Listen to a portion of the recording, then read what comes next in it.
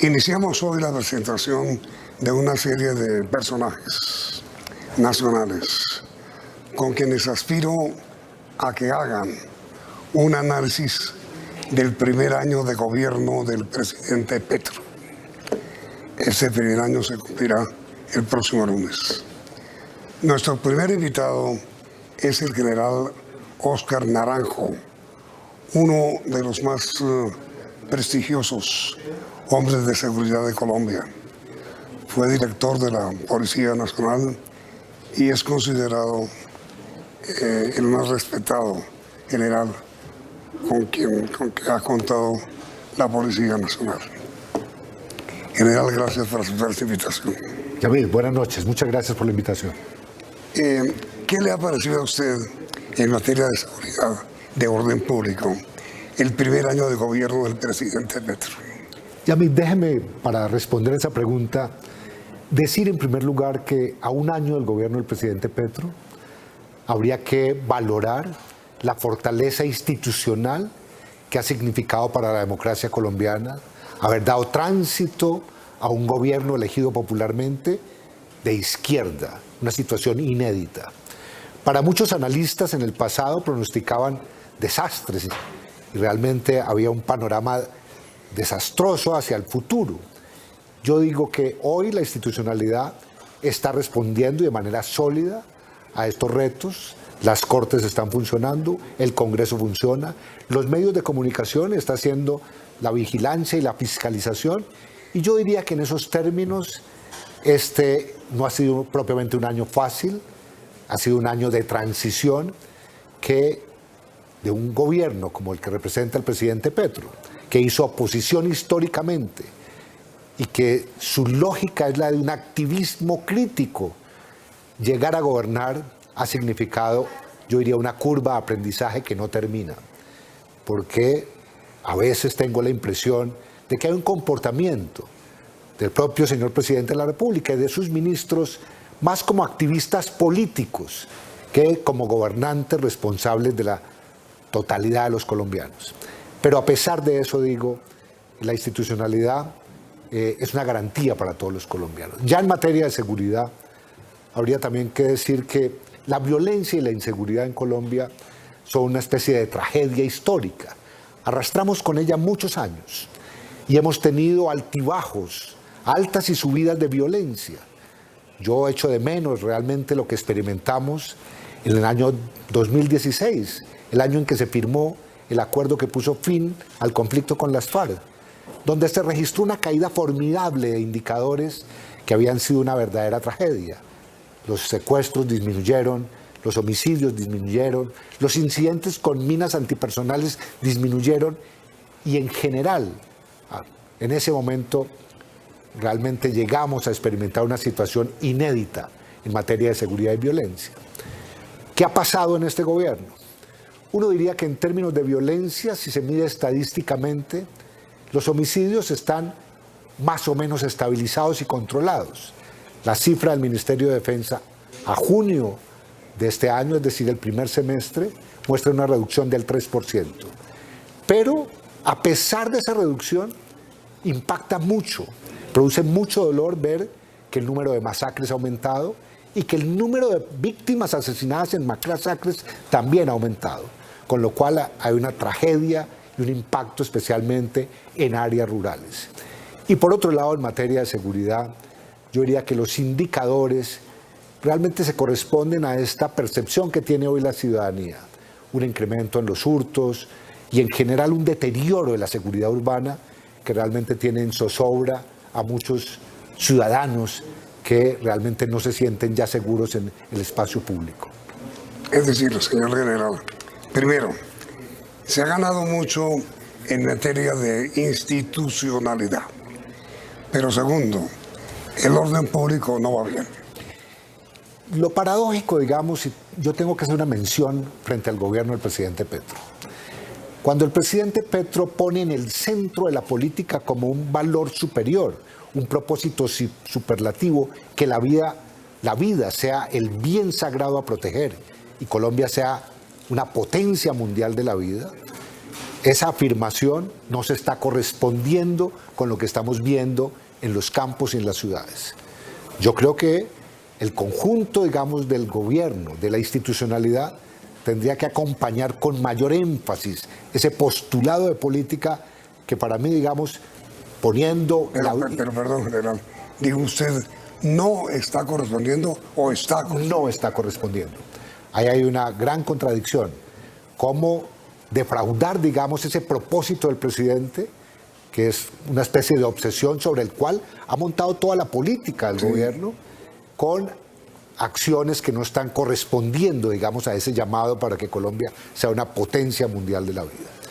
Y por otro lado, yo estimo que transcurridos estos meses, lo que uno logra percibir, y no quiero, digamos, hacer juicios, porque puedo ser injustos, y si me equivoco me corregirán, pero yo noto que falta una especie de coordinación entre la política de paz total, entre la política de drogas y la política de seguridad. Me parece que transitan por tres caminos que no han logrado encontrarse y que producen mucha confusión. Y por lo tanto, digamos, yo creo que hoy, cuando esas políticas ya están ahí implementándose, tienen necesidad inaplazable de coordinarse. Avanzar por la paz en Colombia significa fortalecer la seguridad. Sin seguridad va a ser imposible avanzar en el propósito de la paz total. Y no hay seguridad. Y la seguridad está mostrando falencias. Está mostrando falencias que tienen que ver, entre otras cosas, con nuestro descuido histórico después de la firma del acuerdo de paz, que fue un acuerdo que realmente, atacando las causales de la violencia, demandaba una implementación rápida en los territorios.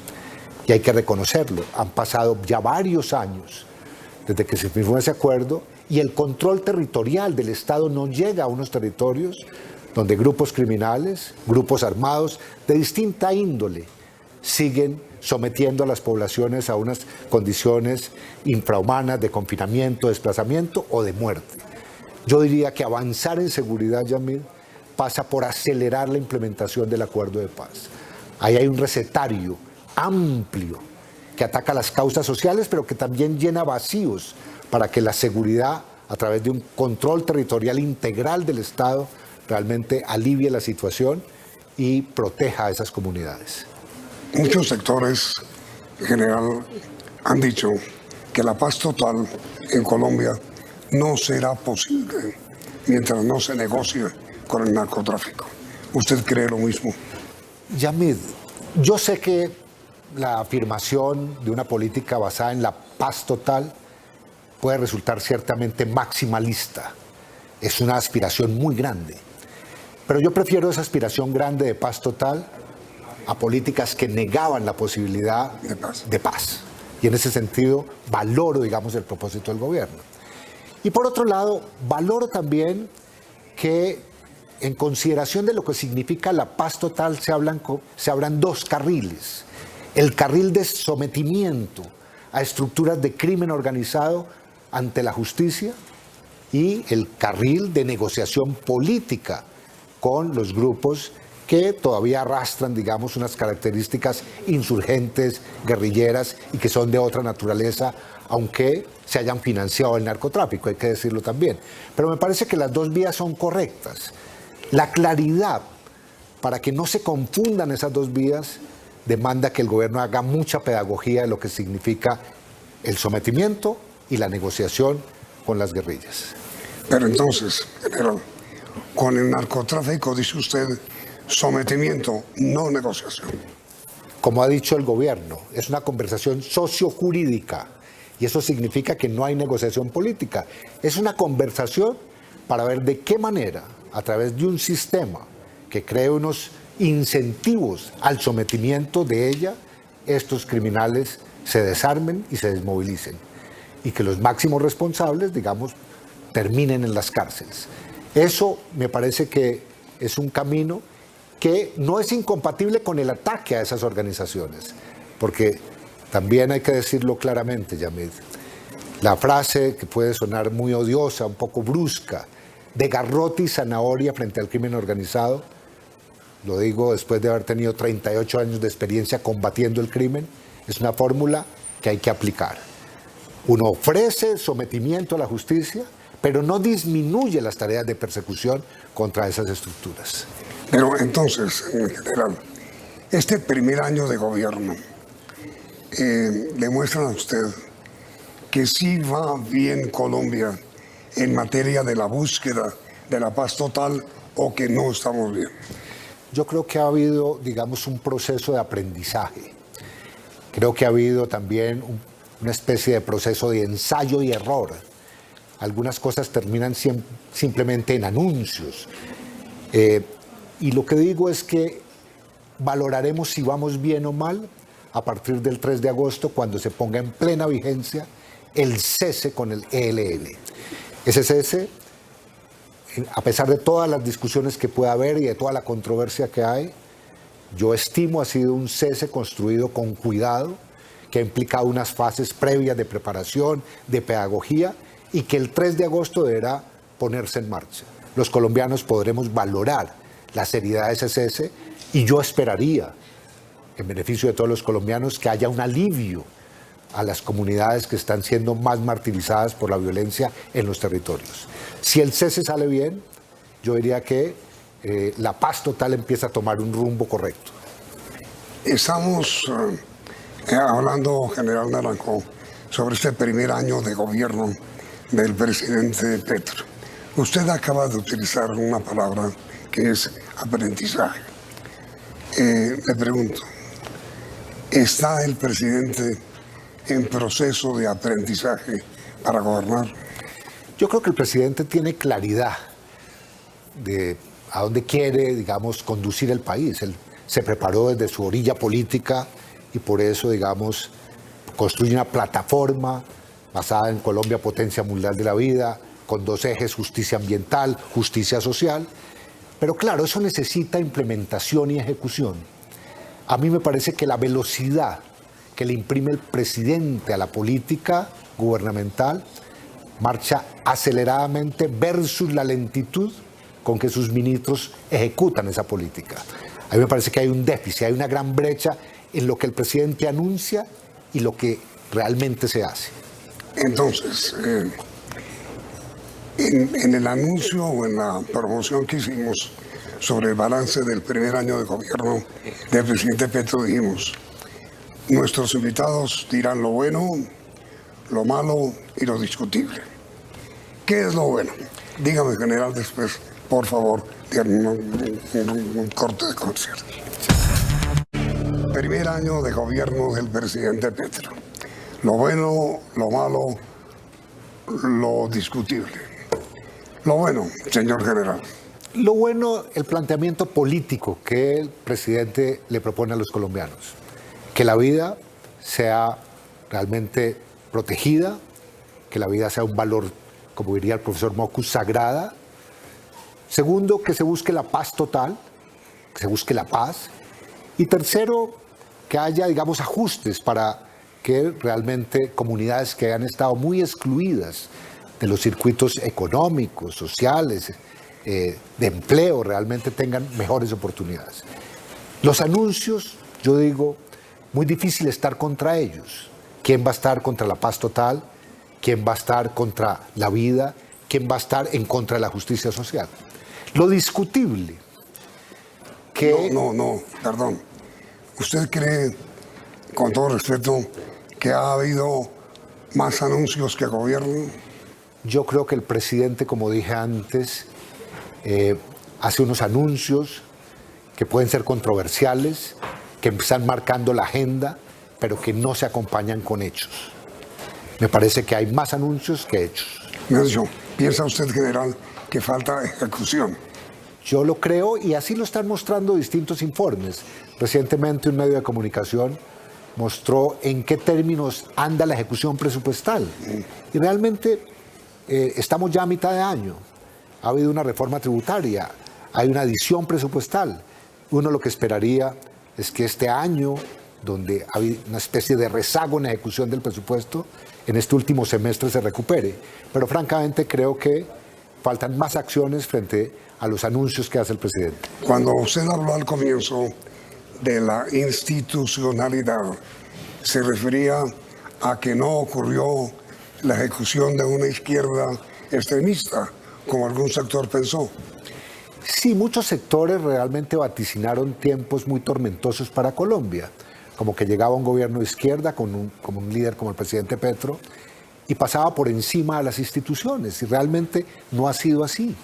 Las instituciones han seguido funcionando y en medio de las controversias que genera el propio señor presidente, hay respeto del gobierno por las decisiones que ha acatado en cuanto que hablan las Cortes o habla la justicia o el propio Congreso toma decisiones. Esas decisiones han sido respetadas. Y eso me parece que tiene un valor, digamos, porque habla de la solidez y de una estabilidad que queremos afianzar, a pesar de que sea la primera vez que Colombia esté experimentando un gobierno de origen en la izquierda. Hay dirigentes que acusan al presidente de ser mesiánico. ¿Usted tiene la misma idea? Yo creo que el mundo entero, digamos, está transitando por una generación de políticos que han contribuido a polarizar, que en función de esa polarización se presentan, digamos, de manera mesiánica o caudillista, y que en el fondo le están haciendo daño a la democracia. Y eso lo digo en términos generales. Por eso digo, ya me aproximándome a esta invitación que usted hace, cuando usted pregunta qué es lo malo, usted me permite el anticipo, que es lo que yo creo que ha sido malo en este primer año. Ha sido malo que el presidente desaproveche la oportunidad que tiene como líder de la izquierda para cerrar brechas, para abandonar el discurso antagónico y controversial y para no trabajar, digamos, en la división, sino en lo que yo llamaría uno de los valores más importantes que está reclamando la sociedad colombiana, que es que nos reconciliemos entre nosotros, que reconciliemos al ciudadano con las autoridades, que se reconcilien los partidos, que nos reconciliemos los ciudadanos frente incluso a nuestras propias familias. Mire, Yamid, la polarización no solamente está haciendo estragos en la política, está fracturando socialmente. Y cuando una sociedad se fractura y realmente esto se vuelve un tema de mundo blanco o negro o simplemente de extremos, las emociones negativas empiezan a primar. Yo creo que el presidente tiene la oportunidad, la sigue teniendo, para reconciliar, para tener un discurso y una narrativa no adversarial, no controversial, sino que realmente nos una. Fíjese, Yamid, cuando el presidente, en su posesión presidencial, dio su primer gran discurso a la nación, la valoración que hicieron los ciudadanos fue muy positiva. Versus otras salidas del gobierno, donde el discurso por la unidad se abandona y hay un discurso realmente centrado en los intereses ideológicos que orientan el gobierno. Me parece que cada vez que el presidente habla, como habló, por ejemplo, este 20 de julio, alrededor de un pacto nacional, el país le reacciona muy bien al gobierno y nosotros reaccionamos bien entre nosotros. Por eso digo, lo malo por ahora ha sido que en vez de seguir esa línea, buscando la reconciliación, mantenga un discurso que muchas veces resulta adversarial. Mejor dicho, lo que usted quiere decir, si lo interpreto mal me corrige por favor, está muy bien que el presidente pida acuerdo nacional, pero él es el que lo debe cautivar. Él es, y es la narrativa del gobierno, toda la que debe ir en ese sentido. Es decir, los gobiernos necesitan tener una narrativa, como diría el propio presidente, un relato. Y ese relato, francamente, tiene que crear confianza en el futuro y no incertidumbre por el futuro. ¿Hay incertidumbre? Sí, la noto. ¿Cómo se corrige? Se corrige primero con acciones.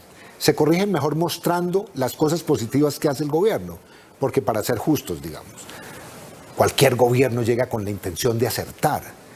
Yo estoy seguro que el presidente y sus ministros trabajan sin descanso tratando de obtener logros, pero muchas veces se comunican de manera equivocada. Voy a ponerle un ejemplo muy vinculado al tema de seguridad. Yo, por ejemplo, cuando escucho la controversia nacional alrededor del anuncio del presidente, que va a pagar por no matar a los jóvenes, digo, qué lástima que ese buen propósito de rescatar los jóvenes, de preservar los jóvenes para que no caigan en las garras de los grupos criminales, termine arruinada por la manera como se expresó. Yo estoy seguro que lo que quiere decir el gobierno, es lo que quiero interpretar, es que hay que trabajar por los jóvenes para darles oportunidades y competir con un adversario que tienen al frente esos jóvenes y la sociedad colombiana, que es el crimen organizado que los quiere reclutar.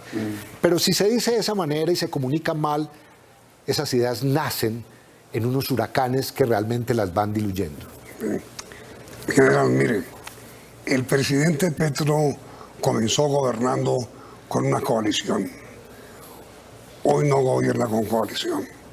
¿Qué es mejor? ¿Que gobierne con coalición o que tenga un partido de gobierno? No, yo francamente creo que el país le está pidiendo que vuelva a armar una coalición que le dé gobernabilidad, que entre otras cosas le permita a él sacar adelante sus transformaciones estructurales. Realmente una coalición es útil políticamente para unir los colombianos alrededor del cambio que él propone. De lo contrario, pensar que desde una orilla se imponen cambios, esos cambios realmente resultan siendo efímeros. Mi pregunta final, general querido, me queda la sensación de que usted cree que no le ha ido muy bien al presidente Petro en su primer año, en el sentido de que ha sido más candidato que presidente, porque hace anuncios, pero se olvida a veces de gobernar. Entiendo eso. ¿Usted cree? Para quedar bien con la mayoría de los colombianos que está expresando en encuestas, esa apreciación suya podría ser, digamos, para mí muy confortable. Por la verdad, mire, Yamid, después de haber sido funcionario público 42 años, de haber experimentado las satisfacciones y también las frustraciones que produce gobernar, yo lo que digo es, entre todos tenemos que contribuir a que el gobierno le va bien. Esa frase tan popular de que si al presidente le va bien, a los colombianos nos va bien, yo creo que hay que mantenerla viva.